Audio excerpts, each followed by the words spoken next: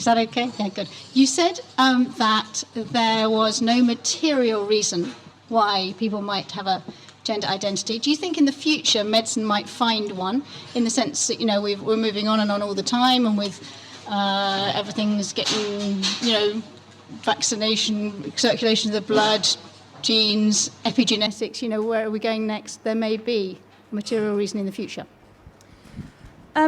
Well, like I say, I'm just not a scientist, so I find it difficult to speculate about stuff like that. What I would say is I think we still get into the kind of the conceptual problem of why would you identify it as a male brain or a female brain when if it exists in a body that is in every other respect male, right? Like what you end up doing is you end up saying that these particular personality traits, dispositions, aptitudes, skills are male and female, and therefore a person who has more of the male ones than the female ones must be a man, even if they're in a woman's body. And I find that a very strange conceptual move to make. Something that happened to me when I was an undergraduate student was I was scolded by one of my teachers for thinking like a man. One of my tutors told me off for thinking too much like a man. I assume what she meant by that was that I was reasoning abstractly, analytically. I found that very offensive to say that I was thinking like a man, because I was just doing abstract logical thought, and I'm a woman and nothing about that is masculine. So I think that in order to make those kinds of claims, you have to be saying certain personality types are masculine, certain personality types are feminine. I just don't accept that. I just think there's human personality in all of its diversity and complexity, and there's no personality type that can only be found in a man or can only be found in a woman. So I can't speak about the scientific point, but on the conceptual one, I'm not prepared to concede it. Do you want the microphone? Yeah. That's as far as it stretches. Women can obviously think in an abstract way, because if you look at Ada Lovelace, she invented an abstract way of programming computers that didn't even exist at the time. So if you can't get more, you can't really get more abstract than that. Now, I don't remember the details of this, but I do remember watching a documentary about an experiment with rats. And what they did is they gave pregnant rats injections of either estrogen or testosterone at specific points. And what they were able to do is get rats born female. They acted like males. They went around trying to mount the female rats to mate with them. And the male rats, by giving estrogen, when they were born, they would go around offering themselves up to males as if they were females. So I'm just wondering, how much have you looked into research? I know you say you don't know of any conclusive research, but how much have you looked into experiments of what makes organisms act in a certain reproductive way? Well, the answer to that question is I haven't, really. I haven't looked into that.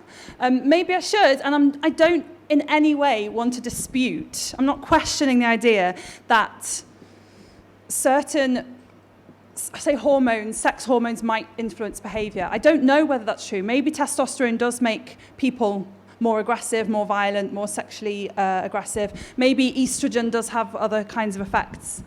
That might all be true. And it might also be true, because I know that one standard theory about gender identity is that one of the things that causes it is exposure to hormones in utero. So, one standard theory is that female people who identify as men were exposed to a lot of testosterone in utero. That might all be true. And they might therefore display some of that behavior that we are more likely to call masculine. They're still female, because what it means to be female is that you are a member of the sex class that produces ova and is capable of gestating live young. That's what it means to be female. And so even if you feel very masculine in your behavior and your tendencies, even if you have masculine dispositions, you can't identify your way out of your physiology. You're always going to be male or female, or in a small category of cases, intersex. Yeah. I mean, it's occurred to me that people are actually using masculinity Yeah. Well, they would say it's not a confusion. They would say it's deliberate. So the claim that's made is that biological sex is just as much a social construction as gender.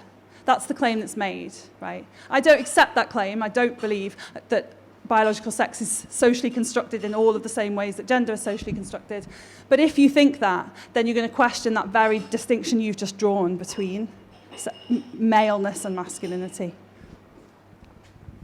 Have I understood that you think that to identify as a certain gender is to say I ought to be that sex? Because that's not right. I understood what it meant to identify as a gender was that you dispute, well, the people I'm talking about here, right? So I do not want to claim that all trans people or all people with variant gender identities believe this thing, or that they're a uniform group, that they're a homogenous group who all believe the same thing, because I know that's not true. I'm talking about people who hold this particular view, the view that I'm calling the doctrine of gender identity. So if you don't believe this view, then I'm not talking about you.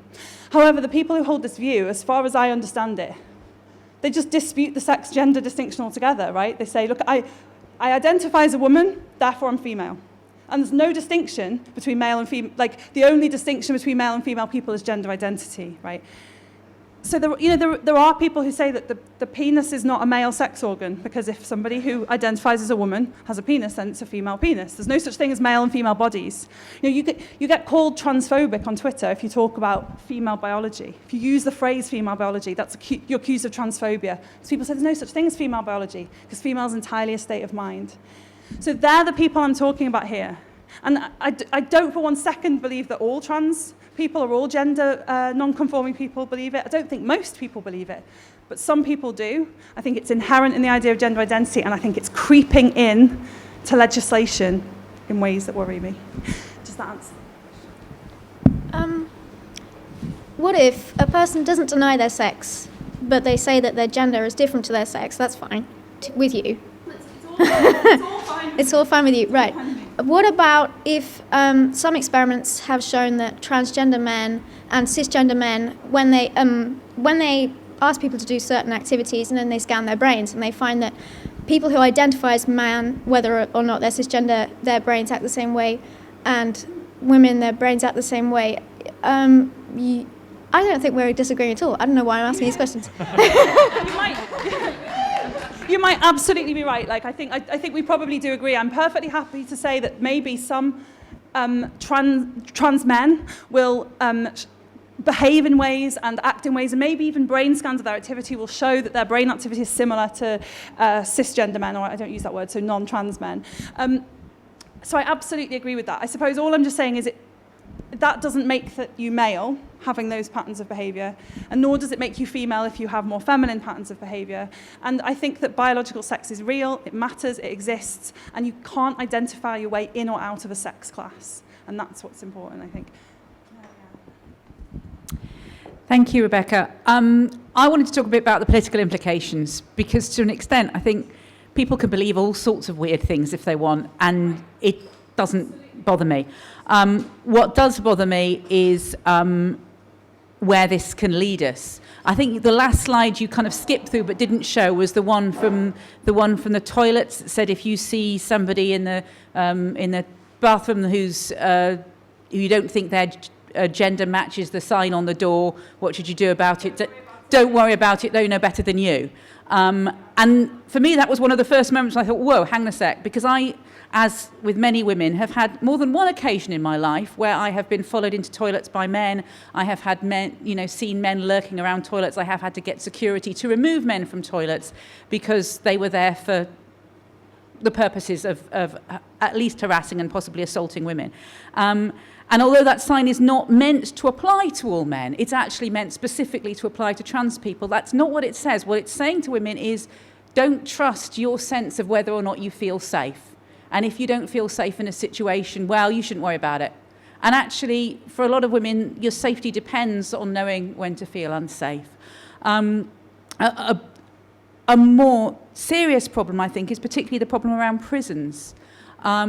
So one of the things, the recommendations of the Women Inequalities Committee is that people should be housed in the prison based on their legal sex or their legal gender, and their legal gender should be based entirely on self-definition. What that means is that any man, a rapist, for example, who says that he identifies as a woman, because there is no test, as you said, there is no way of saying what's inside somebody's head for whatever reason. Yeah. If somebody says they're a woman, and therefore they should be legally a woman and move to a woman's prison. And that is what is being recommended by the Women Equalities Committee. And when you've got both the British Association of Gender Identity Specialists and the British Psychological Society saying, actually, do you know what, we already have men in prison who we do not believe to be trans, who are claiming to be trans in order to be transferred to women's prisons. And that's before the law makes it easier. There is something concerning about that. My fear is not that there are predatory trans women who want to attack other women in prison. My fear is about male sex offenders who will claim to be women because the law will then allow them to be moved into a women's prison with no test. And that is the implication of what we're talking about. And that's why all this stuff is actually really serious. Absolutely. Thank you. And yeah, I didn't get a chance to talk about political implications at all. And it's a shame because in spite of the fact that I've just talked to you about identity for an hour, I don't actually care about identity very much. What I mean by that is you can hold crazy views about your identity that I think are mistaken. It's none of my business. I'm not going to come and knock on your door and tell you your views about gender are stupid. It's none of my business. I only start to care when you start making political claims of other people on the basis of that identity. Then we've got a problem. And one of the things that some proponents of gender identity do is they simultaneously say, my identity is not up for debate. You may not debate my identity.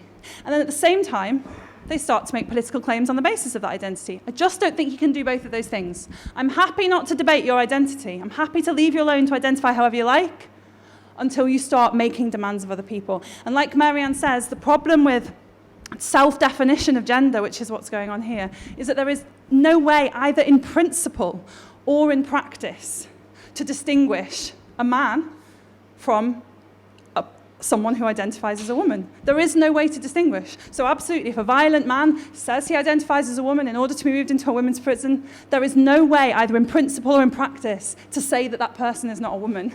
Now, I think that implication is obviously unacceptable. That is the implication of Maria Miller's report. That's what some members of this Conservative government are aiming to do, and that's why I think this matters. So I don't think this matters because I want to go around telling people their ideas about identity are stupid. I think it matters because the identity politics is harmful.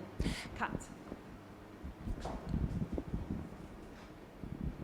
I find this a bit difficult because I could probably argue about this all day because I'm pretty argumentative. But cool. Huh?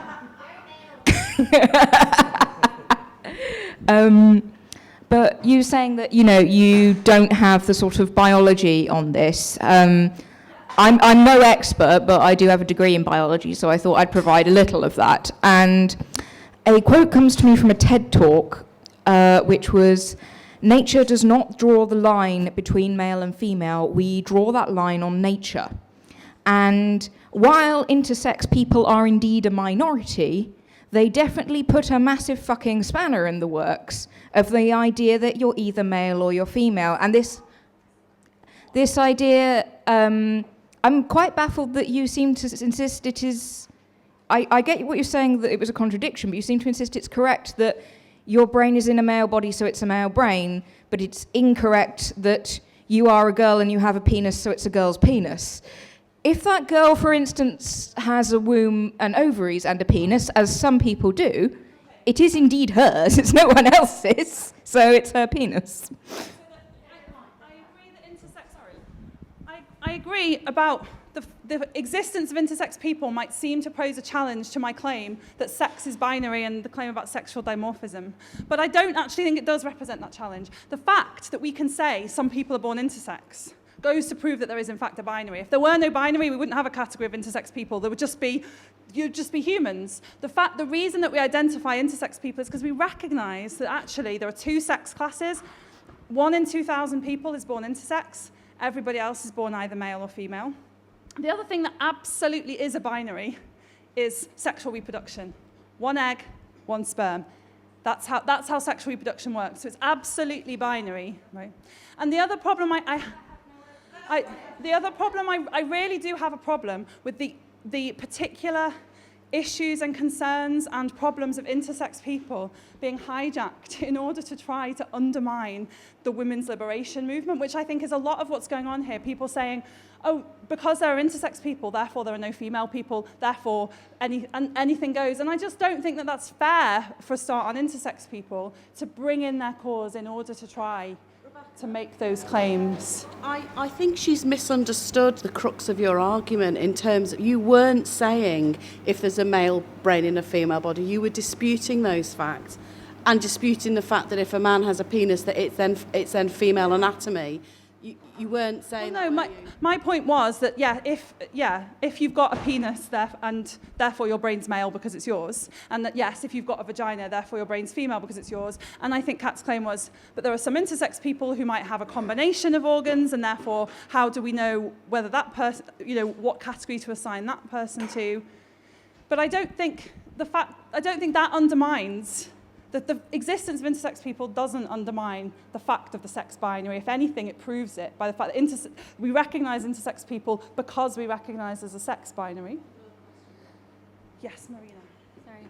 So I just want to say this thing about the brain, and this is not to disagree with you, but there's this rhetoric that's sort of so embedded that it was even in it has crept into your talk, right?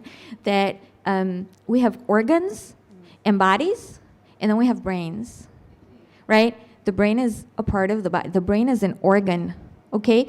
The difference between a penis and a vagina and a brain is that if you take a man and you lobotomize him and you cut off his penis and you put those two organs in a jar, and you take a woman and you lobotomize her and cut out her vagina and put those two organs in a jar, you can tell which penis and vagina, which organ, which external organ belonged to a male or a female. But you cannot tell that about, I'm still talking, but you cannot tell that about a brain.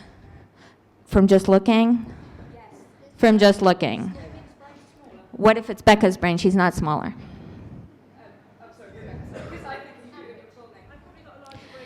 And I'll tell you something else about these averages. And there's something else about those averages, is that when we look at the height distribution is an excellent example, right? When we look at the normal distribution among, if it will make you feel more comfortable, conventionally recognized males and conventionally recognized females, right? When we look at the normal distribution, those two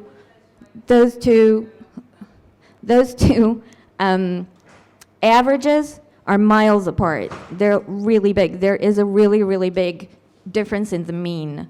When we look at all of those brain studies and the rat studies and all of the aptitude studies and the brain scans and everything, whenever we do find a difference, which is not often, the means are super, super close. So even to the degree that you can tell from somebody's brain function whether they are more likely to be male or more likely to be female, the difference on average is tiny. And your assignment of that person to the male or the female group is going to be very unsafe. Okay, thank you. Yeah. I can only bring it down this far, sorry. Could you summarise what you see as being some of the social implications for women of this? And I'm thinking of one thing, which is the International Olympic Committee's decision to allow trans people to compete against women, etc.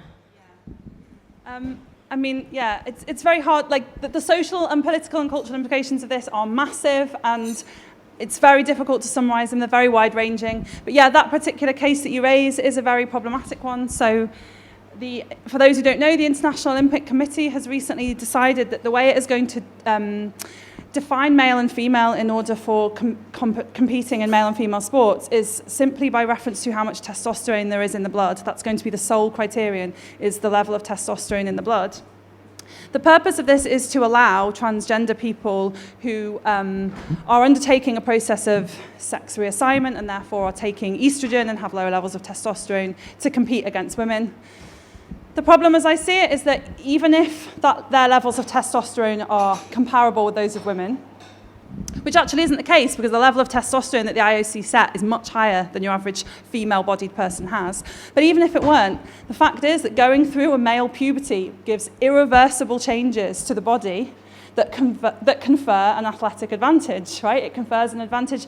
Men have greater musculature, they have greater skeletal strength, they have greater upper body strength, all sorts of things. They are taller on average, and those confer athletic advantages. So one of the reasons I worry about this is that if you start to define men and women solely in terms of gender identity, many of the resources that are currently provided for women will cease to exist, right? Women's sports would cease to exist if men could become women simply as a matter of identification. That's what would happen, right? Scholarships aimed at women would cease to be available to women because men could identify as women in order to access those things. So yes, I think those kinds of things are very, very troubling. That as a society, we currently make certain resources and services available to women as a sex class, to female people as a sex class, on the recognition that they are an oppressed sex class, right? So to try and compensate them for that oppression and to equalize that injustice. If you can identify your way into that sex class in order to access those resources, well, they will cease to be available for women. And I find the implications of that very, very troubling indeed. Yeah. I think your choice of sport as an example doesn't work to highlight all issues, all social injustice issues, because, for instance, if I tried to join a basketball team, I'm really short, I'd be like, well, this isn't fair, these people have a biological advantage over me and are more likely to win the game. With things like, let's take it outside of the area of sport, let's say I'm going for an academic scholarship and I want to be taken on the basis of how intelligent I am. I don't think whether somebody identifies as a man or a woman or whether their sex is whatever will be important. So it doesn't matter if the person I'm competing against is biologically male or biologically female. Yeah, so here I don't think it's biology that matters so much as, given that I'm a feminist, my view about gender and the way it operates is as a result of the sex you are, as a result of your biological sex, you're placed in a sex class at birth, and from then on, you're It's working now. And from then on, you're socialised into that sex class, right? And so, I take seriously, because I'm a feminist, I take seriously the idea of gendered socialisation. I can currently educate and socialise male and female people differently. And so it's entirely possible that there might be scholarships, there might be jobs, there might be certain programmes aimed at women on the recognition that the way in which we socialise girls, the way in which we educate girls, might discourage them from taking advantage of certain opportunities. Think of like a scholarship aimed at getting more women into STEM subjects, right? You might recognise that women are underrepresented in STEM, so I'm going to have a scholarship that aims to get more women into STEM, into science, technology, engineering and maths. And I'm going to have a scholarship that's aimed at female PhD students, because I want more women in STEM. And then if suddenly a man could identify as a woman in order to access that scholarship, you might think, well, that person didn't have the gendered socialisation, didn't spend 18 years in the education system being told that science isn't for you, so why should they benefit from that scholarship?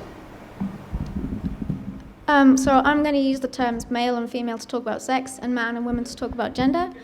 My view is that gender is socialised. I'm aware that people are assigned a gender at birth based on their sex and receive socialisation as they grow up. But I believe that your gender is the output of your socialization. So if somebody identifies as a woman, then that is because they have been people might have tried to socialize them as a boy, but they might have picked up on the elements of society that socialize girls. So actually, when they're applying for these scholarships for girls that have been told girls can't do this, girls can't do that, they have been there thinking, I am a girl, I can't do this, I can't do that.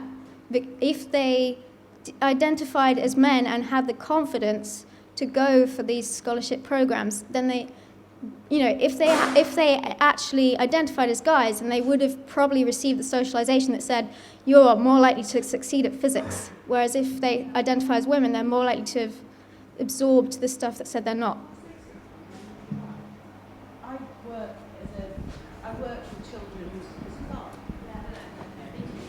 I work with children who, I'm a child and adolescent mental health worker, and thinking, oh, look at this is awesome. And you're absolutely, I believe that gender is socialised. Biology isn't, obviously. But what I've learned in the 15 years, but more recently in the last 5 years, is that when children come to me and say, I think I was born in, children as young as 6, when they say, I think we're born in the wrong body, even younger than that actually, what's happened is that adults around them have become quite anxious and in some cases a bit hysterical and pathologise their own child without really understanding it's part of their natural development. And if they're older children, they get involved in very toxic online discussions about their identity.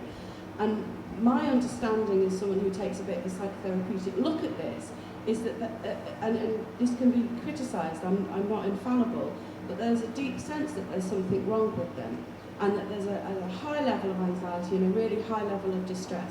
And unless as human beings, regardless of your race, colour, biology, identity, as human beings we have to be able to understand that people have a deep sense that there's something wrong with them and try and help them address and alleviate that distress. And I don't think that doctrine helps children, and I'm from that perspective, children and people, I don't think it helps them come to terms with who they are as a person.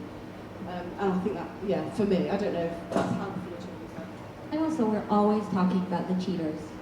Always. Yeah. All of the concerns are about the cheaters, not the person who grew up as a boy wishing that they were a girl child. It's about the bloke who was not good at, despite the fact that his teachers called on him more in class, despite the fact that he was probably unfairly graded better than the girls in his class, despite the fact that he was surrounded by boys who encouraged him rather than shouting him down, was still not good enough to get a scholarship as a guy, and he's going to cheat and get one of the tiny number of scholarships for girls. It's always the cheaters. It's never people who just want to live their lives. And I think this is a key confusion, that feminists are accused of being cruel somehow to people who just want to live their lives as they are. And we're not. Okay? We don't live in La La Land. Men rape women. Men sneak into toilets. Men kill women. 3.5 women on average a week this year alone, since January. Okay? This is what happens. Men will cheat. They will take advantage of these things, either for their own benefit or to hurt women. Yeah, I think that's important, that like the problem with the doctrine of gender identity is it just doesn't allow, either in principle or in practice, a distinction between the cheats and the authentic, sincere, genuine trans women.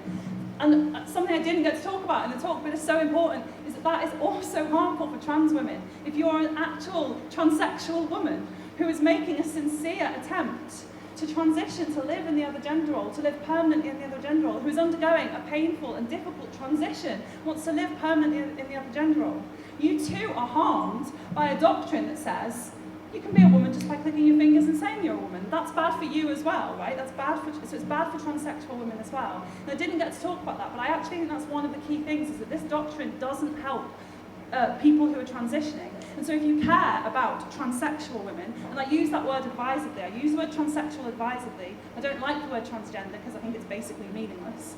If you care about transsexual women, which you should, because they are an oppressed, marginalised, discriminated against group, you should care about transsexual women. But if you care about transsexual women, you should reject the doctrine of gender identity, because it harms them just as much as it harms natal women. So, yes. Yeah? Yeah?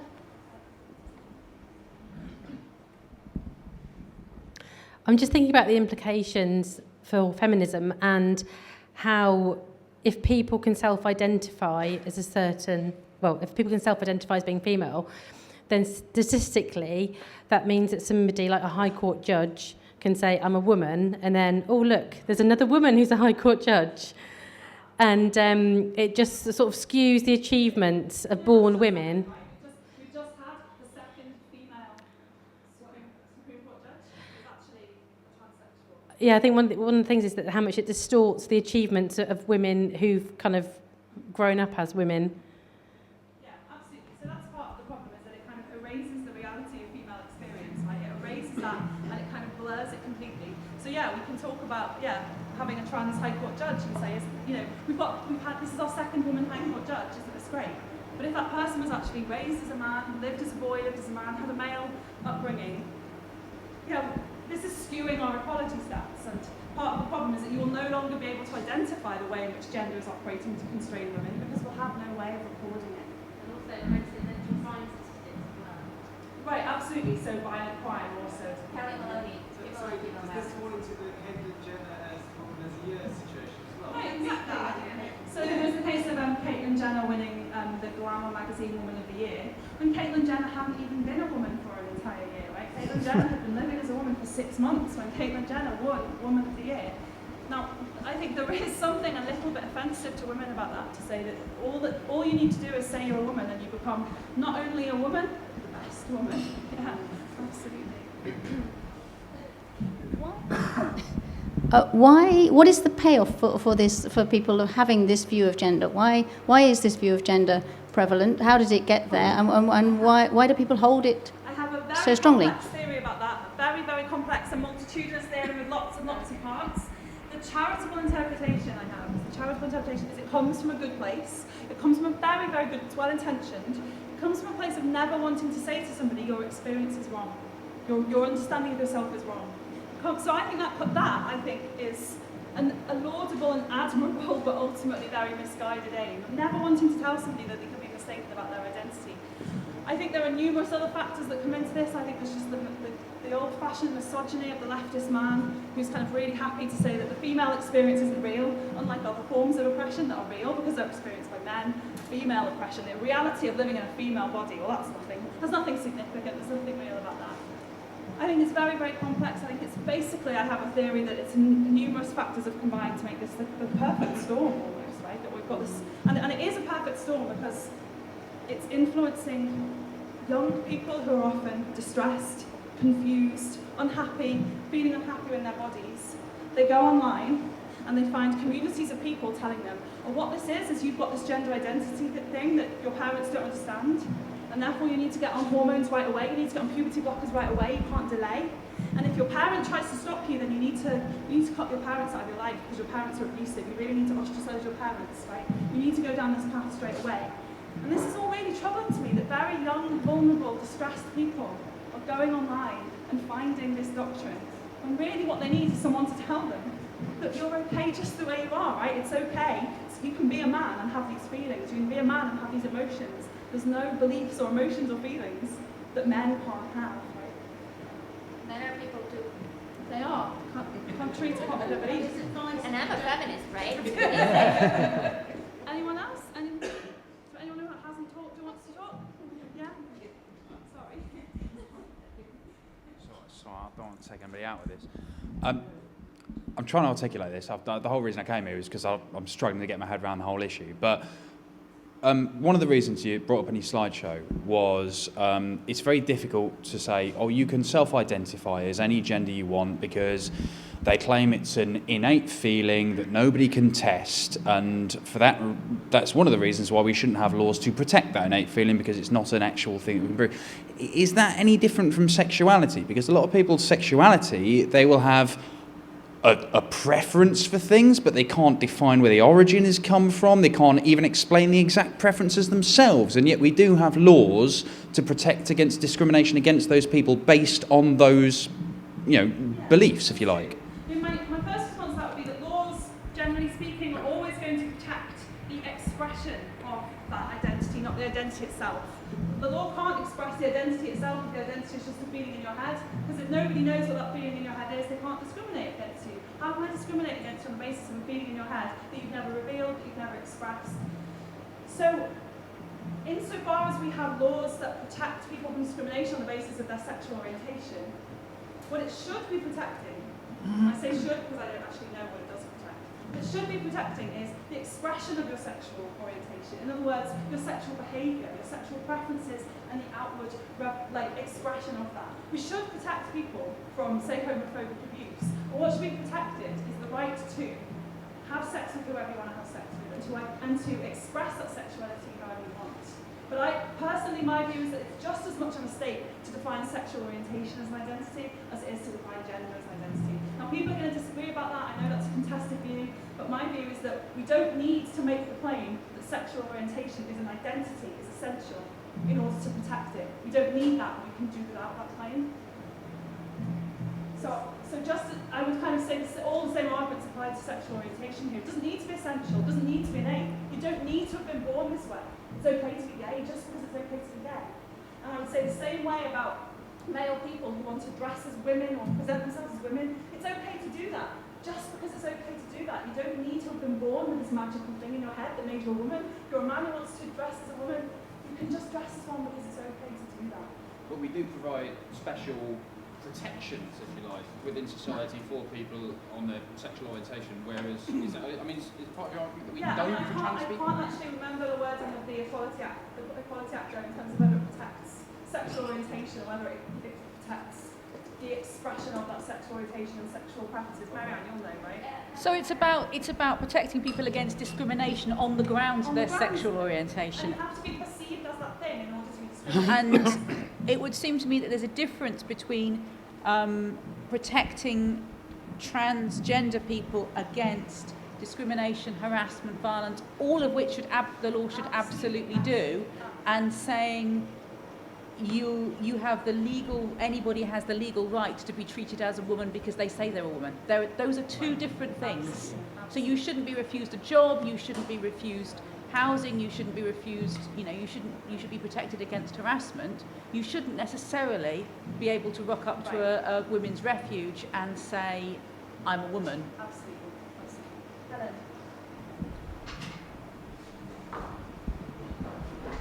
Well, I think my point's just been made, actually, because that's pretty much what I was going to say, that there's an issue of scope creep here. There is a difference between legislation that protects people.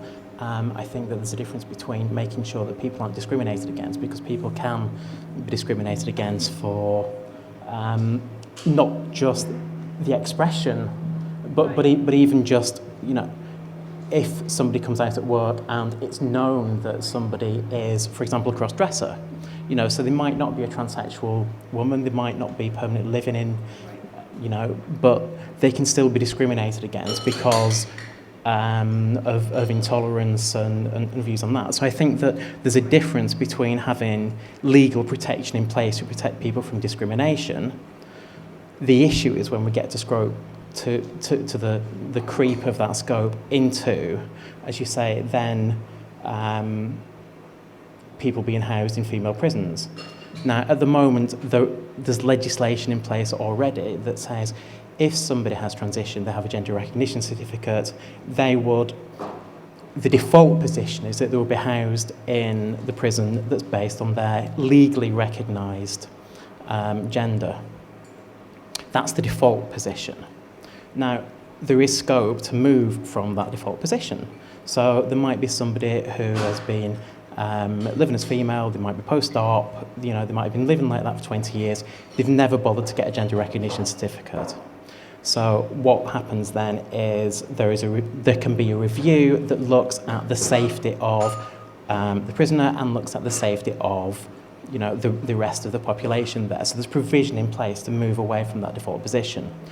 The danger now is the scope creep that says that gender identity itself, which is literally, I am what I say I am, therefore I should be treated as that in all circumstances. That's the danger. And there's a big difference between that and protecting from discrimination. Absolutely. Nothing to add on that. Anyone else? Anyone who hasn't said anything and wants to say something? Yeah, Pete.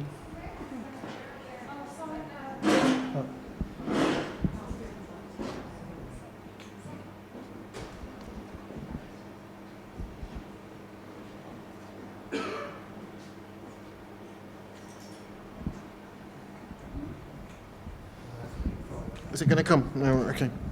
I just wanted to say how much I enjoyed the talk earlier, and I've actually also really enjoyed the discussion.